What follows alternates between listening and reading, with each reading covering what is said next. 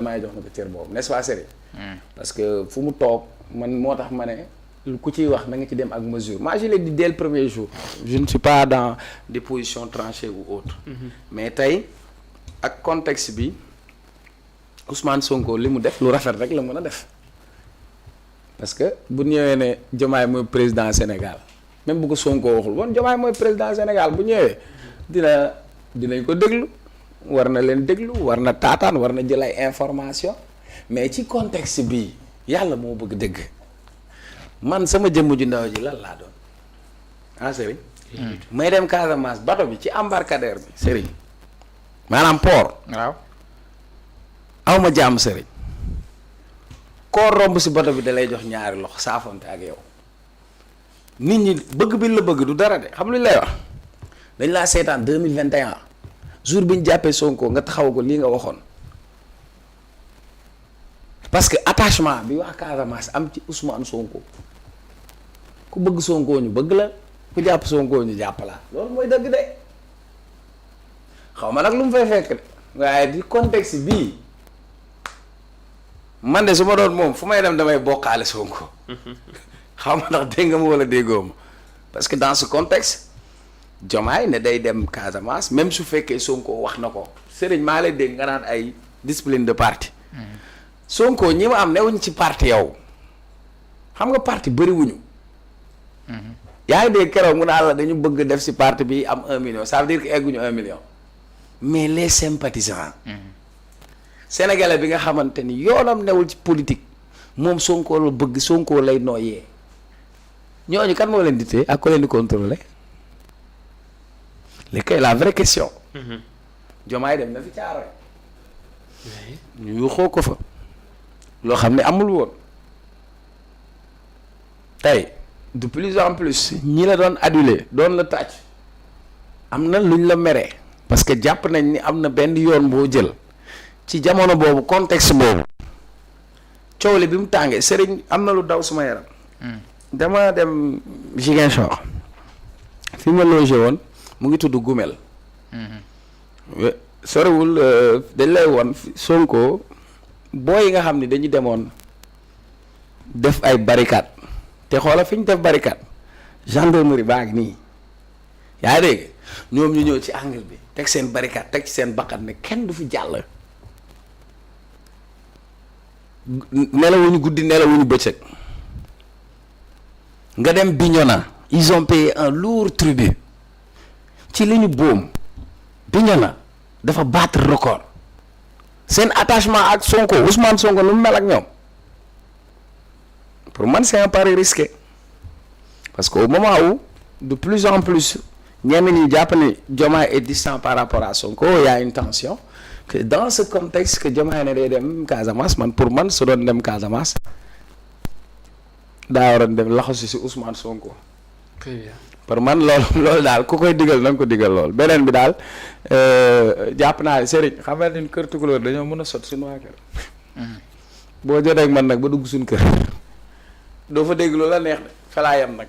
d'accord merci beaucoup. beneen sujet bi lan la woon. am na ñaar la woon am na beneen foofu la woon rek. foofu kese la woon. non yow da nga ma laaj ñaar. non la doon dabe. benn la. non Casamance nga ma laaj. ci benn sujet loolu lañ nekk. léegi wàññi bi laa wax. ci affaire wàññi nga ma doon laaj. oui il a parlé de ça avant mi wax ci tournée bi. waa léegi. Marie-Rose. oui. xam naa ne Marie-Rose bu continuer nii moom leen yóbbu RTS muy présenter journal parce que. sa micro mi tàkk. te yàlla.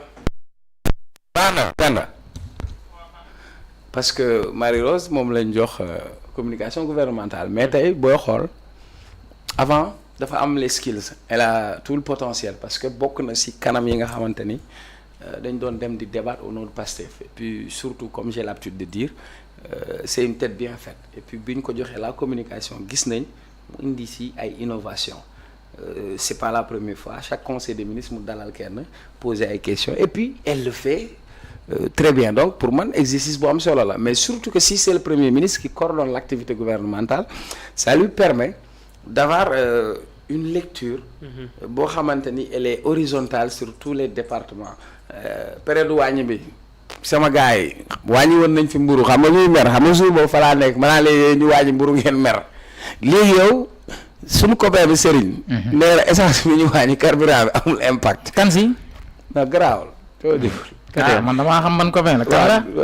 waaw donc du coup après tu comprends pas parce que même mon neveu de CM2 il sait que tey carburant dafa bokk say coût de production.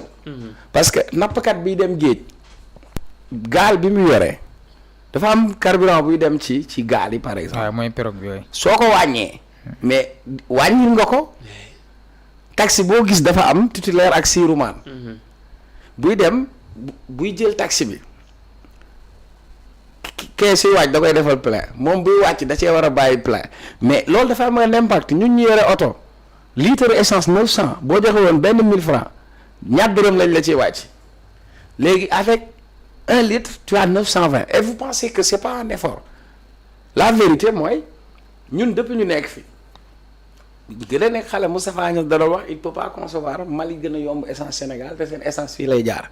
mais parce que tout simplement dans le litre de carburant il y a beaucoup de taxes yoo xam ne dañ ko ci teg taxes sur les hydrocarbures taxes aéroportuaires donc l'État a fait de la gymnastique pour essayer wàññi foofu loolu mu wàññi foofu manque à gagner la ci État. mais tey dina soulager population bi mburu bi ñuy lakk ci boulangerie dañuy soxla carburant parce que ay groupe moo koy defar ban carburant moo ci dem du gasoil kon bu ñu ko wàññi amul impact nga ne. maintenant nag il faudra faire de telle sorte que ñi yoroon transport public bi carburant bi yokkoo dañoo yokkoon ni paas léegi pour man foofu la ñu war a aligner pour diminuer un peu li nga xam ni moom mooy les transports. beneen bi man dama jàpp ni Serigne tu as parfaitement raison il y a une situation économique boo xamante ni elle est là et que nous traversons cette situation économique ne peut pas être imputée à ce régime. Parce que ñoom ils ont hérité parce que quand tu fais un héritage il y a un passif. donc loolu ñu hérité c'est une catastrophe économique ça tout le monde le sait. très bien tey bëri na loo xam ne ñu ngi koy éponger ci wàllu bor mais wàññi bi yamul foofu parce que tey ñu ngi doon wax crise du BTP mais tey ciment bi wàññi nañ ko. le fer wàññi nañ ko donc loolu yëpp c'est des intrants yoo xam ni ça va entrer dans le BTP maintenant il faut faire de telle sorte que ñu gën a activer yeneen levier surtout wàllu location bi. kenn réglementé wu ko grand léegi benn néeg benn salle akub douche ñu mënoo ko am moyen de 200 000 foofu laay xaar gouvernement bi defoon nañ fi loi wàññi nangam sangam agence de location yi léegi 4 mois la ñuy laaj yow mii ku la laaj 4 mois dem nañ sax bay laaj nit bulletin de salaire au nom de quoi am na ñoo xam ne ils font même de la discrimination on va louer à des étrangers donc pourquoi ñu ngi doon coow bailleurs yi yokk nañ wàññi nañ tey wàññi nañ ciment wàññi nañ béton mais tey loi bi defoon nañ ko fi mais mu nekk saafara bu jur jàngoro parce que ki la loué woon amu si intérêt day xëy ne la damay changer sama bâtiment génnee la bu ko peinturé mbaa mu la soo ko mu yokk njëg li coût location bi ça coûte énormément cher c'est vrai que état bi annoncé na yenn ay logements sociaux mais tout le monde n'a pas accès à ces logements sociaux l'information bi accessible pour que sénégalais bi xam fan la fay bindoo fi ñu koy jox logements sociaux nan lay mel yan conditions la koy amee ça ne passe pas. donc man dama leen gën a ñaax ñu gën a góorgóorlu ci loolu nga xamante ni mooy mbir mi di xaar aussi par rapport ak courant bi voilà. très bien merci beaucoup Cheikh Omar Talla ñu dem ci beneen ponk bi moom mooy ci wàllu justice gis nañu ki nga xam ne moom mooy njiitu jëru Ousmane Sonko dafa sàkkuwaat ñu daal di ubbiwaat bi les dossiers jëm ci moom ak Mame Mbaye Niang naka lañ ko mën a jàngatee Serigne. waaw mooy loolu moom c'est une bonne chose. Albourakh dossier Mame Mbaye Niang Ousmane Sonko moom dossier caaxaan dong la. wax dëgg yàlla franchement parlant man. rapport d'arrêt bi ci addu man ni mu si ànduma si musuma si d'accord te gëmoon